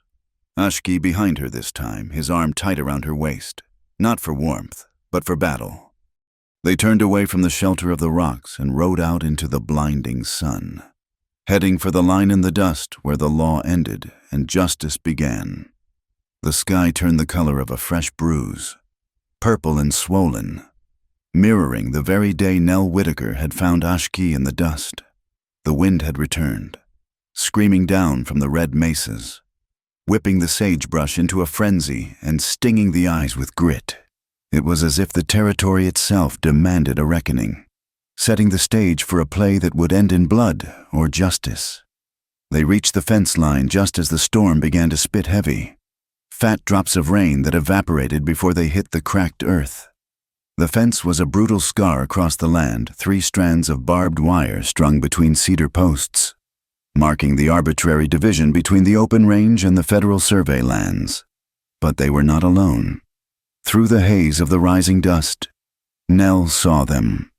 It looked like the whole of Linden Crossing had vomited itself onto the prairie. Horace Crowell sat atop his bay gelding, looking nervous and sweating despite the wind. Beside him rode Silas Rourke, his rifle resting casually across his saddle horn, his face twisted in a grin of anticipation. Behind them were the men of the town, armed with shotguns and old pistols, and further back, the buggies of the curious Opal Pritchard and her flock, come to watch the savage be put down like a rabid dog. They are waiting, Ashki said. His voice was calm, the center of the hurricane. He adjusted the bandage on his shoulder, wincing slightly, but his hand was steady near his hip. They expect us to run, Nell said. She reached into her satchel, the heavy leather bag she had carried from the east, filled with primers and slates. Her hand closed around the cold brass handle of her school bell. It was heavy, a tool of order she had used to summon children. Today, it would summon something else. "Stop the horse," Nell commanded. Ashki pulled on the reins. They were 50 yards from the fence line. The mob shifted. A murmur ran through them like a ripple on water. They had expected a chase, a desperate flight into the rocks. They did not expect the schoolteacher and the warrior to ride straight at them. Nell slid from the horse. Her boots hit the hard earth with a thud. She smoothed her skirt. Though it was stained with mud and cave dust, she did not look like the pristine woman who had arrived in Linden Crossing 3 months ago. She looked like the land itself scoured, tough and enduring. She began to walk toward the fence. Ashki dismounted and followed her. He did not draw his weapon. He walked 2 paces behind her and to the right, his head high, his eyes locked on Silas Rourke. He was not hiding behind a woman. He was allowing her to lead the charge into her own world. "That's close enough," Horace Crowell shouted, his voice cracking. "You are harboring a fugitive. Miss Whitaker. Step away from him." Nell did not stop until she was 10 feet from the wire. She looked at the faces of the people she had tried so hard to please. She saw the baker, the smith, the mothers of her students. She saw fear in their eyes, but she also saw a terrible, hungry excitement. "I harbor no fugitive, Mr. Crowell," Nell called out, her voice, trained to reach the back of a restless classroom, cut through the wind. "I walk with a man who has been wronged. He is a thief," Opal Pritchard screeched from her buggy. She stood up, her black bonnet trembling with indignation. "He is a dirty savage who stole from the government, and you, look at you, you are shaming us all. Eleanor, come back to the side of decency this instant, or you will never step foot in a Christian home again." The old Nell would have crumbled. The old Nell would have heard the threat to her employment, to her future, and she would have bowed her head. But the old Nell had not held a dying man in a storm. Nell lifted the heavy brass bell. She did not ring it. She held it up like a lantern. "Decency?" Nell asked, her voice trembling with rage, not fear. "Is it decent to let children starve? Mrs. Pritchard, is it decent to steal flour from widows and sell it for whiskey, because that is what your decency has built here?" "She's hysterical," Silas Rourke spat, nudging his horse forward. "Step aside. Nell, let me put a bullet in him and we can all go home." "No," Nell said. She took a step forward, placing herself directly between Rourke's rifle and Ashki. "Move, woman," Rourke barked. "I do not belong to your fear anymore," Nell shouted. She looked at the townspeople. "You ring this bell every morning to tell your children to learn the truth. Well, here is the truth." She turned to Ashki. He reached into the leather pouch at his chest and pulled out the ledger. He did not hand it to Nell. He walked forward, past her, to the fence wire. The crowd gasped. A Navajo warrior, wounded and defiant, walking within touching distance of the men who wanted him dead. "Read," Ashki said. He thrust the book through the barbed wire toward the one person in the crowd Nell knew she could trust. Bessie Lark had driven her wagon out with the mob, but she sat apart, her shotgun on her lap. When she saw the book, she climbed down. No one dared stop her. Bessie was a force of nature that even Silas Rourke hesitated to cross. Bessie took the ledger. She opened it, squinting against the dust. "What is this?" Bessie asked, her voice booming. "It is the agency records," Nell called out. "The real ones?" Bessie ran her finger down the page. "October 12th, she read aloud. Received 1,000 pounds of beef, 500 pounds of flour. Signed, Horace Crowell. Bessie looked up, her eyes wide. She turned to the crowd. I was at the agency on the 12th. The sign on the door said, "No stock." There wasn't a pound of flour to be had. "Lies!" Crowell shrieked. "That book is a forgery. That Indian wrote it. It has the federal seal." Horace, Bessie shouted back. She flipped the page, and here, a list of distributions. To the Redtail family. To the Begay family. 50 pounds each. A man in the crowd, a sheep farmer named Josiah, who often traded with the Navajo, stepped forward. "Redtail's been dead a month," Josiah said quietly. "Died of the cough. He couldn't have signed for nothing." The mood of the crowd shifted. It was a physical thing, like the pressure dropping before a lightning strike. The hunger for drama turned into a hunger for answers. Eyes turned from Ashki to Crowell. Crowell's horse danced nervously. It is a clerical error. You're going to take the word of a heathen over your own Indian agent." "I'd take the word of a rattlesnake over you right now." "Horace," Bessie said, snapping the book shut. Silas Rourke saw the tide turning. He saw the profit, the land, and the power slipping away like water through fingers. He did not care about the book. He cared about ending the witnesses. "To hell with this," Rourke growled. He raised his rifle. He did not aim at Ashki.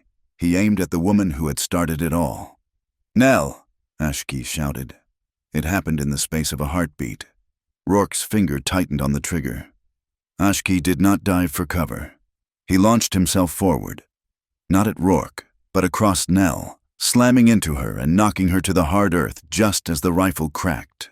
The bullet whined through the air where Nell's head had been a second before. Nell hit the ground hard. The wind knocked out of her. She felt Ashki's weight on top of her, shielding her body with his own. He groaned, a sharp sound of pain as the impact jarred his wounded shoulder. "Kill them!" Rourke screamed, cocking the lever of his rifle. "They're shooting at us! Kill them all!" But the mob did not fire. They stood frozen, shocked by the violence of a man shooting at a schoolteacher. Rourke raised the gun again, his eyes wild. He leveled it at Ashki's back. "Drop it!" The voice was not loud, but it carried the unmistakable weight of iron authority.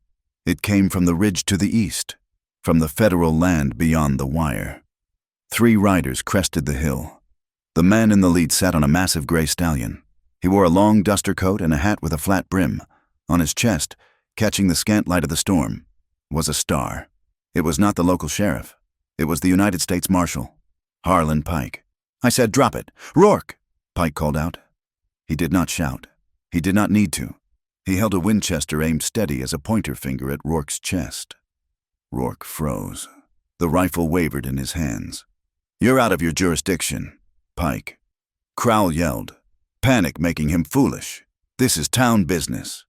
"I'm standing on federal survey land," Pike said, his horse walking slowly down the slope toward the fence. "And I just watched a man attempt to murder a federal witness. That makes it my business." Behind Pike, 2 deputies rode with carbines ready. Rourke looked at Pike, then at the silent, angry crowd, and finally, at the gun in his hands. He made a choice. He swung the rifle toward Pike. Before he could pull the trigger, a shot rang out. It did not come from the marshal. It came from the ground. Ashki lay on his side, one arm still draped over Nell. In his other hand, his pistol smoked. Silas Rourke jerked as if he had been kicked by a mule. His rifle flew from his hands. He clutched his right shoulder, howling in agony, and fell from his saddle into the dust. Ashki had not killed him. He had shattered the shoulder that held the gun. It was a shot of mercy, and a shot of supreme discipline. The silence that followed was deafening. The only sound was the wind and Rourke's whimpering. Marshal Pike rode up to the fence line. He looked down at Rourke, then at Crowell, who was trembling so violently he could barely hold his reins. "Bessie Lark," Pike said, nodding to the woman holding the ledger. "Bring me that book." Bessie marched to the fence and handed the ledger through the wire. Pike opened it, scanned a page, and snapped it shut. Horace Crowell, Pike said, you are under arrest for fraud, embezzlement of government property, and conspiracy to commit murder. He gestured to his deputies. Cuff him, and get a bandage on Rourke before he bleeds out. I want him alive for the hanging. As the deputies moved in, swarming over the fence to drag Crowell from his horse, Ashki slowly pushed himself up. He offered a hand to Nell. Nell took it. She stood, dusting off her skirt. Her bell lay in the dirt, dented but unbroken. She picked it up. The townspeople of Linden Crossing stared at them. They looked at the Navajo warrior, who stood tall despite his pain, and the schoolteacher, who stood beside him with dirt on her face and fire in her eyes. Opal Pritchard opened her mouth to speak, perhaps to salvage some scrap of her authority. Not one word. Opal, Bessie Lark said, stepping up beside Nell. Unless you want to explain to the marshal why you were cheering on a murderer. Opal snapped her mouth shut. She signaled her driver to turn the buggy around, fleeing the scene of her moral collapse. Nell looked at Ashki. He was pale, and blood was seeping through his tunic again. But he was smiling. It was a small, tired smile. But it reached his eyes. You have a good aim, Nell whispered. I aimed for his heart, Ashki admitted softly. The wind pushed the bullet. No, Nell said, shaking her head. You are a better man than he is. That is what pushed the bullet. Marshal Pike tipped his hat to Nell. Miss Whitaker, I suggest you get that man to a doctor. I will need both of your statements in Prescott, but for now, it seems justice has been served. The storm finally broke, the clouds opened, and the rain came down, not a drizzle, but a deluge. It washed the blood from the dust. It washed the sweat from Crowell's face as he was dragged away in irons. Nell and Ashki stood in the rain, watching the water turn the red earth into mud. The crowd dispersed, heads low, shamed by the sudden clarity of the truth. They were alone again, but this time they were not hiding. The bell, Ashki said, looking at the brass object in her hand. You did not ring it. Nell looked at the school bell. She realized she didn't need it anymore. She didn't need to summon attention to command respect. No, Nell said. I think the thunder was loud enough. She hooked the bell to her belt and took his arm. Come, Bessie has a wagon. We are going home. Home. Ashki repeated the word, testing its weight on his tongue. He looked at the woman who had stood between him and a bullet, and for the first time in many years, the word did not sound like a place he had lost. It sounded like the person standing next to him. The storm had passed, leaving the sky over Linden Crossing scrubbed clean, a piercing, unforgiving blue that revealed every crack in the adobe and every lie in the town's foundation. The rain had washed away the blood at the fence line, but it could not wash away the memory of what had happened. Nell Whitaker stood in the center of the one-room schoolhouse. It was silent. The bell, which she had rehung by the door, was mute. She was not there to teach. She was there to pack. The school board, led by a recovering but vindictive Opal Pritchard, had convened an emergency session at dawn. They could not arrest Nell. The United States Marshal had made it clear she was a federal witness and a hero of sorts, but they could certainly fire her. The letter had been brief. It spoke of moral turpitude and a lack of judgment unbecoming of an educator. Nell placed her slate, her spare box of chalk, and her copy of Great Expectations into a wooden crate. She ran her hand over the smooth wood of her desk. She expected to feel grief, or perhaps shame. Instead, she felt a lightness that bordered on dizziness. Let them keep their alphabet, a voice said from the doorway. It was Bessie Lark. The older woman was leaning against the doorframe, chewing on a stalk of dry grass. She looked at the crate in Nell's hands. I never liked this room anyway, Bessie continued, stepping inside. Smells like wet wool and fear. You are better off out of it. Nell, I have nowhere to go. Bessie, Nell said, though her voice did not tremble. I cannot go back east. My reputation will travel faster than the train. Who said anything about east? Bessie scoffed. I need help. The boarding house is full. Now that Crowell is in irons, the real government men are coming to audit the books. They all need beds and hot meals. I need a woman who can keep a ledger and peel a potato without crying about her manicure. The pay is fair, and the boss is a saint." Nell smiled. It was a genuine smile, one that reached her eyes. "You are hardly a saint, Bessie." "I am close enough for Arizona," Bessie grunted. "Now, leave the dust behind. You have a visitor waiting out back. He would not come to the front. He says he does not want to frighten the horses, but I think he just hates the smell of Mrs. Pritchard's perfume." Nell hurried out the back door. Ashki was there, standing by the corral. He looked different. The desperate, ragged fugitive of the storm was gone. He wore a clean shirt of blue calico, and his shoulder was bound properly. He stood with the easy grace of a man who owns the ground beneath his feet, not by deed, but by understanding. "Schoolteacher," he said.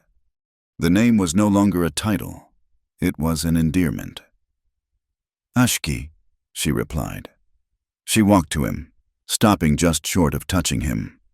The air between them was charged, warm, and alive. "How is the wound?" "It heals," he said. "The body remembers how to knit itself together. It is the land that takes longer." He looked past her, toward the town that huddled defensively against the vastness of the desert. "You cannot stay here right now. The town is quiet, but it is the quiet of a snake coiling. Rourke's men are scattered, but they are not gone, and eyes are heavy on you." "I have been dismissed," Nell said. "I am no longer the teacher." "Then come with me," Ashki said. It was not a question, but an invitation. "My sister's Hogan is half a day's ride, near the Canyon de Chelly. It is deep in the red rock. The wind blows clean there. You can rest. You can see what you fought for." Nell looked at the boarding house, then at the open horizon where the red mesas touched the sky. She realized she had spent 24 years living in rooms built by other people. "I will need a horse," Nell said. "Samson is saddled." Ashki nodded toward the old wagon horse Bessie had loaned them. "He is slow, but he knows the way." They rode out of Linden Crossing at noon. This time, no one stopped them. The people they passed looked away, unable to meet the gaze of the woman who had held a mirror up to their souls. The journey was a shedding of skins. As the town faded behind them, the landscape opened up. The scrubby flats gave way to rolling hills of sage and juniper, and then to the spectacular architecture of the earth itself. Great spires of sandstone rose from the desert floor, sculpted by wind and time into cathedrals that made the white church in Linden Crossing look like a child's toy. They spoke little, letting the rhythm of the horses and the vast silence of the desert fill the space between them. It was a comfortable silence, born of shared survival. By late afternoon, they reached the encampment. It was nestled in a wide amphitheater of stone, sheltered by a towering cliff wall that glowed gold in the waning sun. There were 3 hogans sturdy, 8-sided structures built of logs and earth, and a corral of woven brush where sheep bleated softly. A woman emerged from the central hogan. She was older than Ashki, with a face that carried the same sharp, striking lines, softened by lines of laughter around her eyes. She wiped her hands on her apron, which was stained with vibrant dyes of yellow and indigo. "This is Atsa," Ashki said as they dismounted. "She is my sister. She weaves the sky into wool." Atsa walked up to Nell. She did not curtsy or offer a handshake. She looked Nell in the eye, a long, searching look that seemed to weigh Nell's spirit rather than her station. Then she smiled and touched Nell's arm. "You are the one who stood at the wire," Atsa said in English that was slow and melodic. "My brother talks of little else. Welcome. There is coffee, and there is mutton." For the next week, Nell lived a life she could not have imagined in her wildest dreams. It was a life stripped of pretense. There were no bells to ring, no corsets to lace tight, no social ladders to climb. She watched the daily rhythm of the Navajo, or the Dine, as they called themselves. It was not the idle, savage existence the townspeople whispered about. It was a life of ceaseless, dignified labor. She watched Atsa wake before dawn to tend the fire. She watched the men herd the sheep into the box canyons, their whistles echoing off the walls. She saw children playing with dolls made of corn husks, their laughter as bright as the creek water. Nell tried to help. She was clumsy at first. Her hands, used to turning pages, were awkward with the heavy grinding stone for the corn. When she tried to shear a sheep, the animal kicked the shears from her hand, sending Atsa into a fit of laughter that made her double over. "You hold it like a book," Atsa laughed, retrieving the shears. "The sheep cannot be read, little sister. It must be held." But Nell learned. She learned to scour the wool with yucca root until her hands were raw and clean. She learned to spin the spindle against her thigh, feeling the fiber twist into strong yarn. She learned that the people here did not conquer the land. They moved with it, bending like the willow branches in the wind. And she watched Ashki. He was different here. The tension that held his shoulders tight in the town had evaporated. He moved with an easy strength, fixing the corral, hauling water, laughing with his nephews. He was not a warrior on the defensive. He was a man at home. The romance between them did not explode. It grew like the sagebrush, slow and deep-rooted. It was in the way he made sure she had the warmest place by the fire. It was in the way his eyes followed her when she walked down to the creek to fetch water.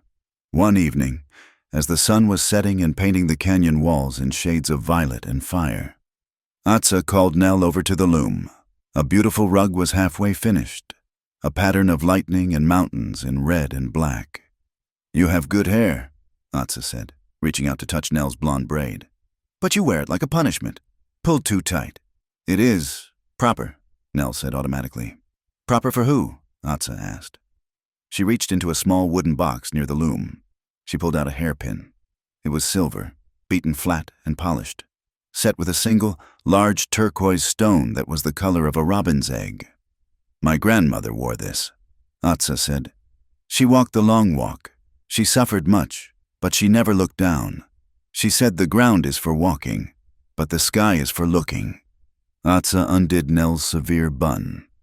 She combed out the long, golden hair with her fingers, then twisted it loosely, securing it with the silver pin. "There," Atsa said, handing Nell a polished piece of tin to use as a mirror. "Now you look like a woman who owns her own head. Do not bow it before the crowd again. Nell, the stone reminds you. Sky above, strength within." Nell touched the cool silver. Tears pricked her eyes. "Thank you," she whispered. "I do not know how to repay you." "You saved my brother," Atsa said simply. "You gave him back to us. That is payment enough for 1,000 pins." That night, the moon was full, illuminating the canyon floor with a ghostly silver light. Nell could not sleep. She wrapped herself in a blanket and walked out to the edge of the creek. The water bubbled over the stones, a ceaseless, comforting song. Ashki was there. She had known he would be. He was sitting on a fallen cottonwood log, whittling a piece of cedar. He stopped when he saw her. "The coyotes are singing tonight," he said. "They sound lonely," Nell said, sitting beside him. She left a respectable distance between them, but the air felt thin, electric. "They are calling to their mates," Ashki corrected. "It is not loneliness. It is location.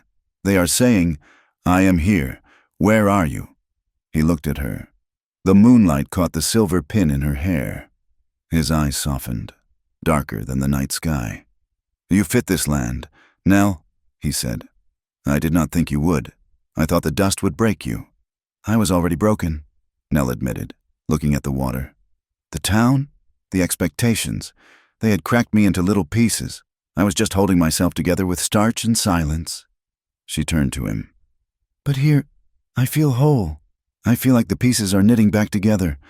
"But you cannot stay forever," Ashki said. The words were heavy.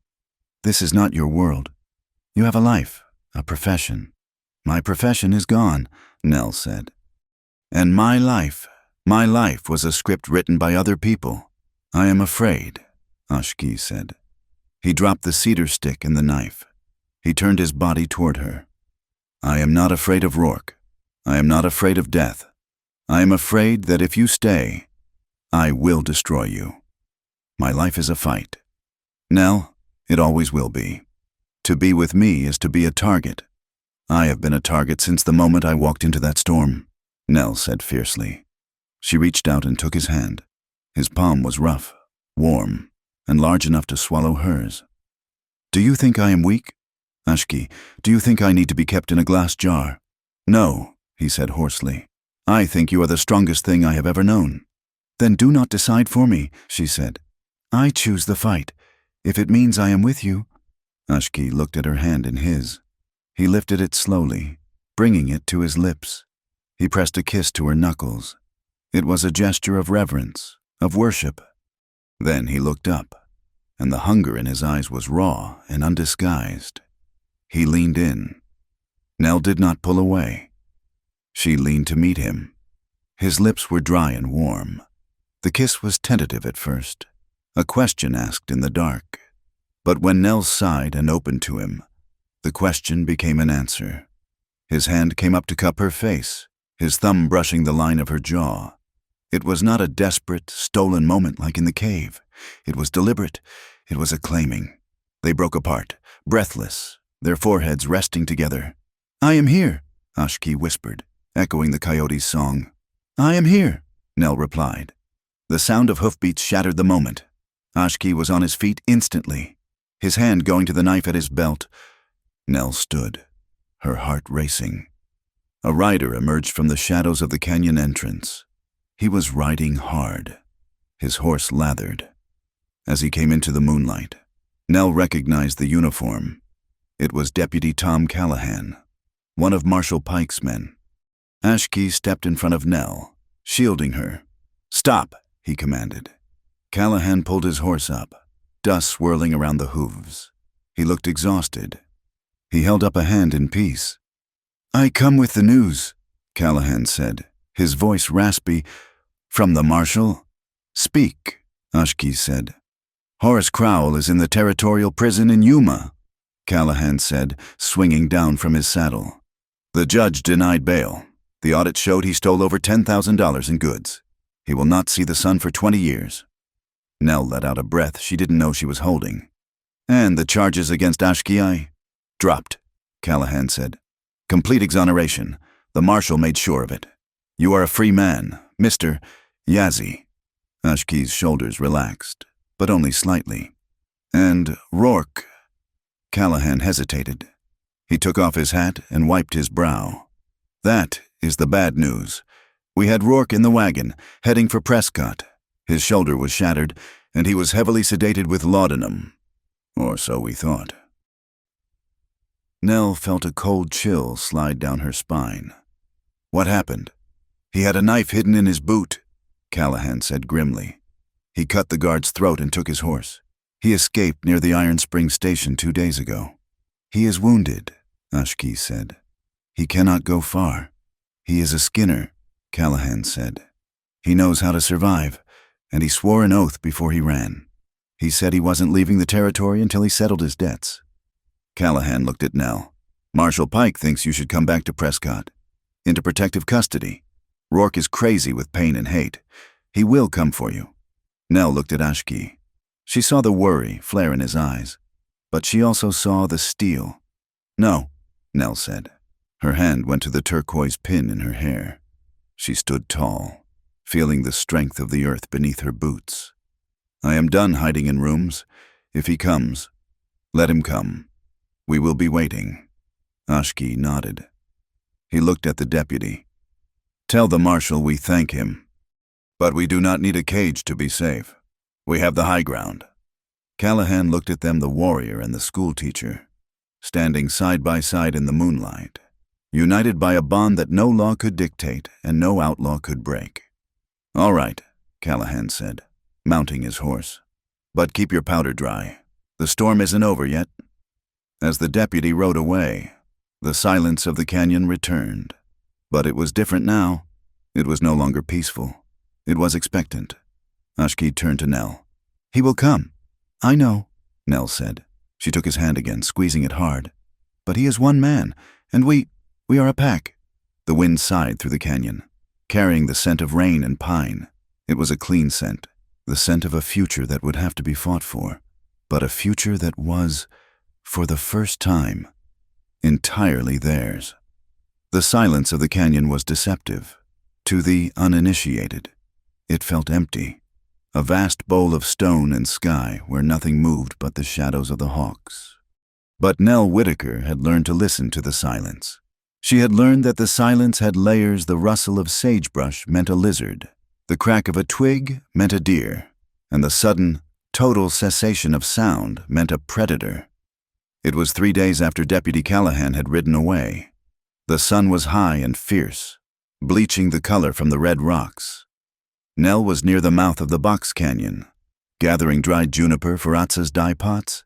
She wore the turquoise hairpin, and her dress was a simple calico that she had hemmed up 2 inches to keep it out of the dust. She looked less like a schoolteacher and more like a woman of the territory. She heard the silence break. It was not a natural sound. It was the scrape of leather on stone, the heavy, dragging step of a man who was hurt but driven by a singular, burning purpose. Nell did not scream. She did not drop her bundle of wood. She turned, slowly, her hand going to the pocket of her apron where she now carried a small folding knife Ashki had given her. Silas Rourke stood 10 feet away, emerging from the shadow of a fallen boulder. He was a ruin of a man. The bandage on his shoulder was filthy, stained dark with dried blood and yellow matter. His face was gaunt, his eyes burning with the feverish brightness of infection and madness. He held a pistol in his left hand, his good hand, and it was leveled at her chest. "You look comfortable, teacher," Rourke rasped. His voice was like grinding stones. "Playing house with the savages." "Go back, Silas," Nell said. Her voice was steady. "The marshal is hunting you. You need a doctor, not a hostage." "I don't need a doctor," Rourke spat, taking a step closer. The smell of him rot and sweat hit her on the wind. "I need my money. I need the life you and that mongrel stole from me." "It is over," Nell said. "Crowell is in prison. The ledger is evidence. There is nothing left for you to take." "There is you." Rourke smiled, a rictus of pain and malice. "Crowell is a fool, but I know how the law works. They need a witness. Without you, the schoolteacher with the golden hair and the honest face, that book is just paper. Without you, the case falls apart." He lunged. It was a desperate, clumsy move. He grabbed Nell's arm, his fingers digging into her flesh like talons. "You are coming with me. We're going to Mexico. And if you make a sound, I will put a bullet in your spine." Nell did not struggle. She did not pull away. She stood rigid, looking past Rourke's shoulder. "I would not do that," she said softly. Rourke froze. He sensed it, then the change in the air. The silence of the canyon had returned. But it was heavy now, pressing down on them. He turned his head slowly. Ashki was standing on the ridge directly above them, perhaps 20 feet up. He held a Winchester rifle, relaxed but ready. He was not alone. To the left, standing near the creek, was Atsa, holding a heavy weaving beater like a club.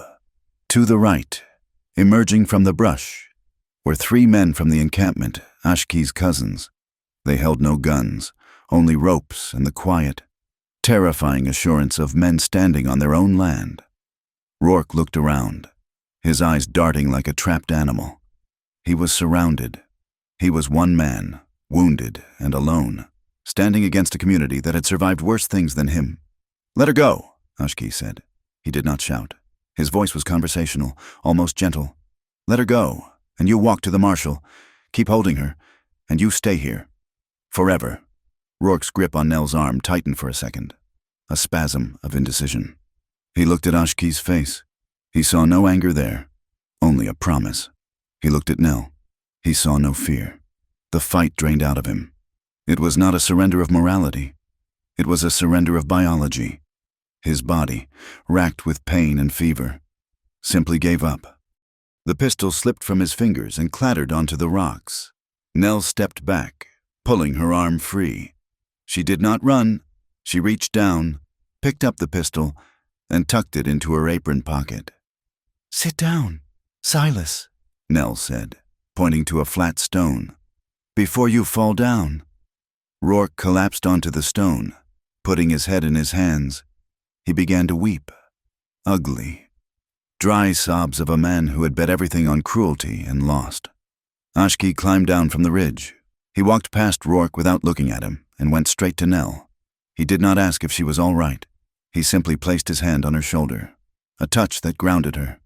"I told you he would come," Ashki said. "And I told you we were a pack," Nell replied, looking at the family gathering around them. They did not kill Silas Rourke. They did not beat him. They bound his hands, gave him water, and tied him to a horse. Ashki and his cousins rode him to the nearest outpost to wait for the marshal. It was a victory not of violence, but of order. The very thing Nell had once thought belonged only to the town, but now found alive and well in the wild. 2 weeks later, the letter arrived. It came with a supply wagon heading for the agency. The driver, a young man who looked at Nell with wide, awed eyes, handed her the envelope. It bore the seal of the Linden Crossing School Board. Nell sat on the steps of the hogan to read it. Ashki sat nearby, mending a bridle. He watched her face as she read. "What do they say?" he asked. Nell lowered the paper. "It is from Mrs. Pritchard and the new mayor."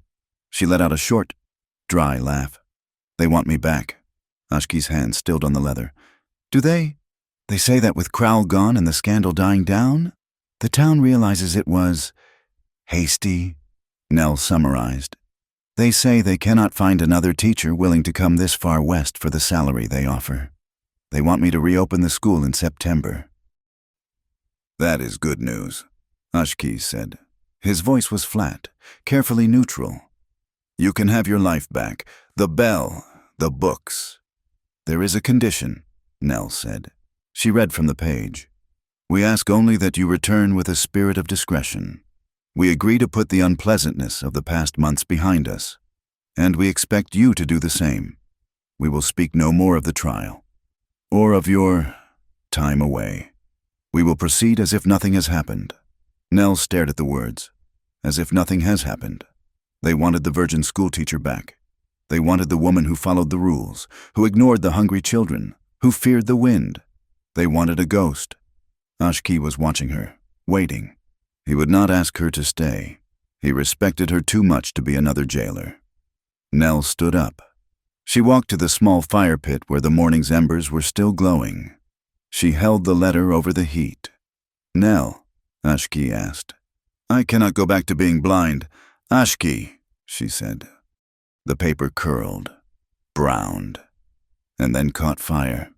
She watched it burn until it was nothing but gray ash on the wind. "I cannot teach children to tell the truth if I am living a lie, to pretend none of this happened. It would be to erase you. It would be to erase me. But you are a teacher," Ashki said. "It is what you are, not just what you do." "Yes," Nell said, turning to look at the wide expanse of the valley, where the Navajo families lived in hogans scattered among the sage. She saw the children running in the dust, bright-eyed and quick, but possessing no books, no slates, no one to show them the magic of letters. "I'm a teacher," Nell said firmly, "but I think the schoolhouse was too small. I think I need a classroom with windows that look out, not in—" She turned to him. "I am staying. If the people here will have me, I want to teach the children to read. Not to make them white, but to give them a weapon. Crowell stole from them with a pen. I want them to know how to use a pen to take it back." Ashki stood slowly. He crossed the distance between them. He took her hands, his thumbs brushing over her knuckles.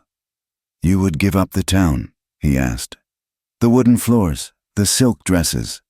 "I prefer the wool," Nell said, touching the sleeve of her dress. "It lasts longer." "Then we must build," Ashke said. A smile broke across his face, radiant and rare. "A school, here, near the water. We will build it of cedar and earth, so the wind cannot blow it down." "And a home?" Nell asked softly. Ashki looked into her eyes. The sun was setting, casting long golden beams across the canyon floor, turning the world into a painting of light and shadow. "Come," he said. He led her away from the hogan, down to the creek where the giant cottonwood tree stood. Its leaves were turning gold with the approaching autumn, shivering in the breeze like 1,000 coins. They stood by the water, The stream bubbled over smooth stones, a sound as old as time. Ashki turned to face her. He took off his hat, holding it in his hands. He looked nervous, more nervous than he had been facing Rourke's gun. "I have no money, Nell," he said. "The government says I own this land, but they change their minds like the weather. I have no fine carriage. I cannot promise you that life will be easy. It will be hard. There will be cold winters. There will be men who hate us just for standing together." "I know," Nell said. "I am not good at speaking."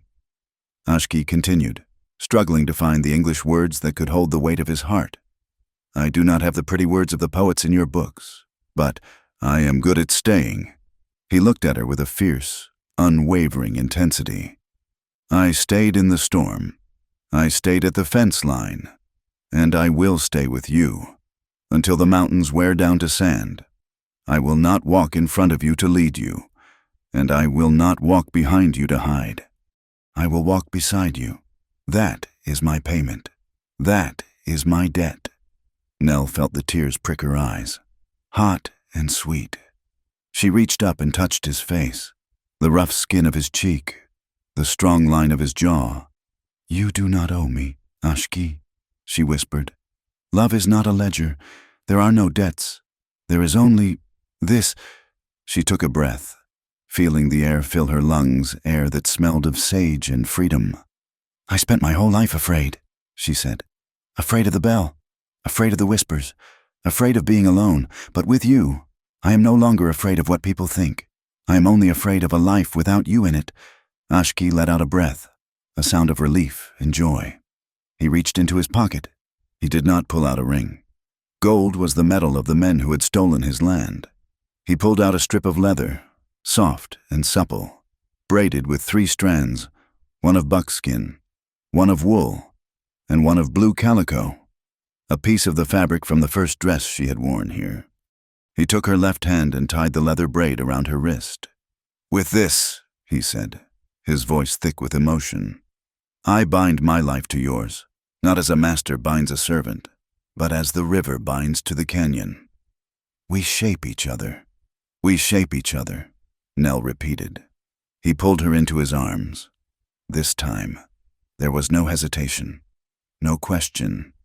He kissed her, and it was a kiss that tasted of the future of hard work and cold nights, of laughter and children, of a love that had weathered the storm and come out standing straight.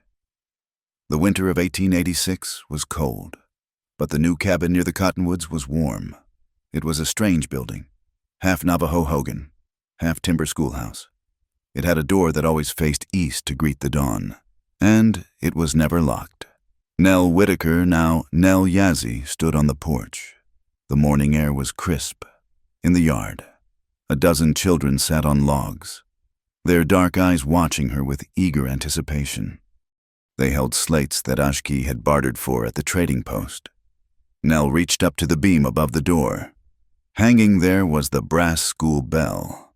It was battered, dented from where it had fallen in the dust at the fence line, but it shone in the sun. She grabbed the rope. She did not ring it with the sharp, military cadence of Linden Crossing. She rang it with a joyous, rolling rhythm, a sound that echoed off the canyon walls and flew up to the hawk-circled sky. Clang-a-lang, clang-a-lang. It was not a call to order. It was a call to life. Ashki looked up from the corral where he was breaking a new colt. He saw his wife standing on the porch, the wind catching her skirts. The sun glinted off the silver and turquoise pin in her hair, shining like a star against the gold of her braid. He raised his hand in a wave. She waved back. The storm was over. The silence was gone. And in the heart of the wild territory, under the vast, indifferent sky, a door stood open, waiting for whoever might need shelter from the wind. Thank you so much for listening to the story, Virgin Schoolteacher Finds a Navajo Warrior in the Storm, not knowing he'll repay her with true love. It has been a pleasure to guide you through the dust and storms of Linden Crossing. I would love to hear your thoughts. Where are you listening to this story from? Please leave a comment below sharing your location and what you thought of Nell and Ashki's journey. If you enjoyed this tale, please consider subscribing to my channel, Wild West Tales, and give this video a like. Your support means the world to me. And if you really want to help these stories reach more people, please hit that hype button. It truly makes a difference. Until the next time, keep your eyes on the horizon.